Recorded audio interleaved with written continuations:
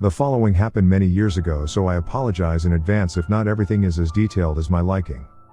When I was 11, I moved to a rather big city, due to my dad getting transferred for his work. Before that, I lived in a relatively small town known for practically nothing. I loved that town with all my heart, and I still love it even today. But this experience shattered my little kid illusion that it was safe, and nothing bad could ever happen to anyone. I lived in a very close-knit neighborhood where all the parents knew each other and all of the kids were friends. At the end of my street was a small half-built house that became sort of the neighborhood hangout for everyone. It had been abandoned during its construction for unknown reasons, and it sat there for nearly 2 years, before we all decided it was the perfect clubhouse. All the kids would walk home from school together, stopping to tell their parents where they were going and then head down to the house. One Saturday I went across the street to my friend's house and asked if she wanted to go to the clubhouse with me. She said she was eating lunch but that she'd meet me there as soon as she was done. I was only 7 at the time, but my parents trusted me enough not to get into any trouble or run off somewhere. So I headed down to the house to wait. I was sitting on the front steps of the house when a white car with very darkly tinted windows pulled up to the curb. To my young mind, it looked exactly like a police car, just without the lights on top of it. So I thought they were undercover or something. The driver of the car rolled down the passenger window and leaned over the seat. And I could see he was wearing a police officer's uniform and aviator sunglasses. He waved me over, and not wanting to make the cop angry, I approached the passenger side of the car. "Hey there, do you think you could help me with something?" he asked. He seemed nice enough, so I told him that I'd try. He went on to show me a picture of a little girl I'd never seen before, and asked if I knew her. I shook my head, and he told me that she was missing and that her parents wanted her back, but he was having trouble finding her. At that point my friend from earlier, Anna, had showed up. The guy asked Anna if she had seen the little girl, but she hadn't seen her either. He then seemed to get sad and shook his head and said, "I just really wish I could find her. Do you two want to get in my car and help me find her? We can drive around and see if we can find her," he asked in a cheerful voice. To me that sounded awesome, and I threw all notions of stranger danger out the window. I'd never been in a police car before, and thought I'd have the time of my life. But Anna seemed to have her head on right that day, and politely declined. This visibly upset the guy, and he got really angry, telling us he'd arrest us if we didn't get in the car and help him. Anna and I both started freaking out. We booked it to my house when the guy reached into his glove box and pulled out a set of handcuffs. He sped off as soon as we started running. At that point we were both crying, but we managed to get to my house and tell my mom what had happened. She immediately called the police and asked if they had an officer patrolling in our neighborhood, but of course, they didn't. So the real cop showed up to my house and asked me and Anna a ton of questions. And I realized that the scary guy's police uniform was way off. They tried to get a description from us, but he was wearing a hat and sunglasses that blocked most of his face. So it didn't really amount to much. We were, however, able to describe the little girl in the picture. As far as I know, nothing happened with the guy. I've tried searching for any news articles, but I haven't found anything. The description we gave of the little girl didn't match any missing people within a 100-mile radius of our town. So nothing came of that either. After that, none of the kids in my neighborhood were allowed to go to the clubhouse or be outside, without at least one parent supervising us. To the evil person pretending to be a cop that day, let's not meet. I have wanted to share this story and a couple others for a while, but had to find appropriate subreddit. To this day this remains the scariest thing I ever have experienced, and I really hope it serves as a cautionary tale to young ladies who make solo road trips day or night. One is no safer than the other. Please remember that. Moving on, a little backstory. From 1994 to 1999 I made close to weekly trips from my home in Vegas to Orange County. An arrangement made to facilitate visitation of my daughter with her father, with whom I have a violent past. I did the drive to avoid him being in my space because he had stalked me before. So in October 1996 I am making the trek on a Friday night because I had to work until 6 Monday to Friday. So I usually didn't get on the road until 8 or 9. I used to love the dark mystery of the 15 South at that time of night. And traffic was usually nil. So as I'm approaching Baker, California, I exit the freeway to stop at mine and my daughter's favorite gas station and food court with super clean bathrooms, things you learn after making a drive hundreds of times. This night was foggy and super dark, but the gas station was well lit. Deciding to top off gas after using bathroom and getting snacks, I had pulled to a pump close to the door of store. That night we were the only customers inside the food court/gas station. But once we got outside, there was another car pumping gas at pump furthest from mine. I was busy putting my baby girl into her car seat and getting blankie and snack just right before the next 3 hours on the road. My head was down, so the man at the other pump were not in my field of vision. But I could literally feel the eyes burning into my back. Never before or since has the hair on my arms and back of my neck while my pulse raced for no evident reason. As dread radiated and my ears were even buzzing in alarm. My head snaps up and I involuntarily spin around in a primal assessment of threat. That's when I saw a face on a creepy man and an expression of pure unprovoked palpable hatred towards me, a total stranger. Brows knitted, eyes squinting and scarily staring at me.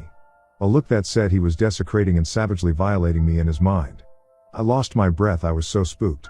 I finished pumping quickly, jumped in the car dramatically locking all 4 doors and got the hell out of there like it was on fire. It took me a few minutes to calm myself down and stop shaking.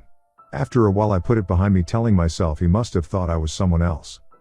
Around 30 miles down the 15, approaching Barstow, a weird light started shining into my car from the car to the right lane of me. So bright I could see nothing of who was driving or what. I ignored it, speeding up to lose this asshole. Then it's gone. I assumed it had exited freeway a way back and I hadn't noticed. Good riddance. Then a car pulls behind me and a red light flashes along with a weird sounding horn honk. I assume I'm being pulled over for speeding. I pull to the shoulder and stop to wait for officer to approach my window.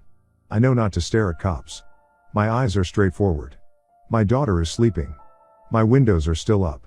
I will roll it down when he gets to my car, I thought. So I'm waiting. And waiting.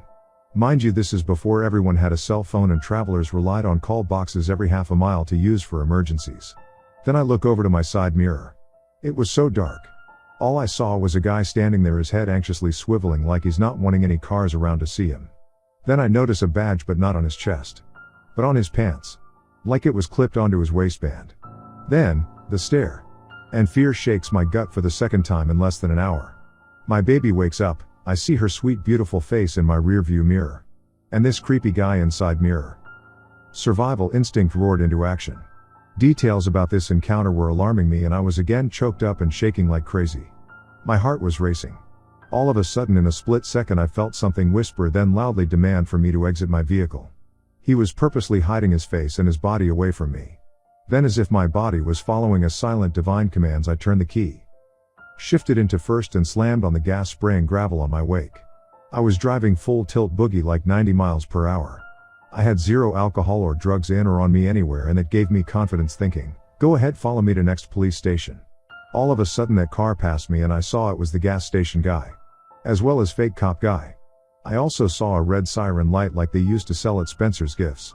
I actually laughed at how ridiculous his show was up close and not being blinded by a bright light. Then I got pissed. This piece of shit had seen my baby with me at the gas station. He knew an innocent baby girl was in my car. But he wanted to harm me anyway. So this happened to my aunt and uncle in the early 80s. They were living in Austin, Texas and had attended a party in a neighboring area. They were driving back very late, and at one point they were driving on a very long, completely deserted stretch of road, bordered by woods and brush on either side. No houses, no street lights, no other cars on the road. Nothing until my uncle, who was driving, notices a car coming up behind them, which then speeds up and gets very close. My aunt and uncle start talking about how weird this guy is. They can see it's just one man driving and there's no reason to tailgate on an empty road in the middle of the night. Then the guy speeds up even more and pulls up alongside them. He starts yelling at them to pull over and is flashing what looks like a police badge. My uncle starts to slow down to pull over and my aunt absolutely freaks out and tells him not to pull over. She's really creeped out by this guy, who is driving a car that has no police markings and no flashing lights. And pulled up to them out of nowhere. And is now trying to get them to pull over just by flashing a badge. While they argue about whether or not to pull over, the man in the other car is getting more angry. Yelling at them to pull over, beeping his horn, and flashing the badge, saying that he's the police. My aunt starts crying, but my uncle says fine, if he really was a cop, and they need to stop for him, they will do so in the next populated area. Which will be a while, but they reason that if he really was a cop he would have to understand their point of view. My aunt and uncle keep wavering between, worried this guy is out of his mind and worried it's a real cop, and we're going to get in big trouble for not pulling over. When finally they see a gas station up ahead and plan to stop there. As soon as they pull into the gas station, the cop speeds off, never to be seen by them again. They didn't think to try to get his license plate number at the time, and were just thoroughly creeped out. They drove the rest of the way home without incident. But the story does not end there. A few months later, on the exact same stretch of road, a man is rescued who tells a horrifying story, which is then big news in Austin. A fake cop flashing a badge and beeping his horn had gotten this man, who was driving at night with his girlfriend on that very same road, to pull over. Once pulled over, the fake cop forced the man and his girlfriend to get out of the car by gunpoint. Maybe, I'm not sure on all the details at this point. My aunt refused to read too much about the story back then because she was so freaked out, and my uncle doesn't remember everything in detail. The man and his girlfriend were taken into the woods on the side of the road. He tied the man and his girlfriend to separate trees facing each other and did horrible things to both, ultimately killing the woman, while the other was forced to watch just a few feet away. I'm not sure how the man ended up being rescued, but it was long after the fake cop was gone. Either someone must have found the man tied there, or he finally got loose and found help. They never caught the fake cop murderer. What haunts me more is that it could have easily been my aunt and uncle if they had pulled over their car that night, like my uncle wanted and started to do. My aunt always ends the story with, "And that's why my husband always has to listen to me." Hey friends, thanks for listening. Please subscribe and click the bell icon to get notification for all future narrations.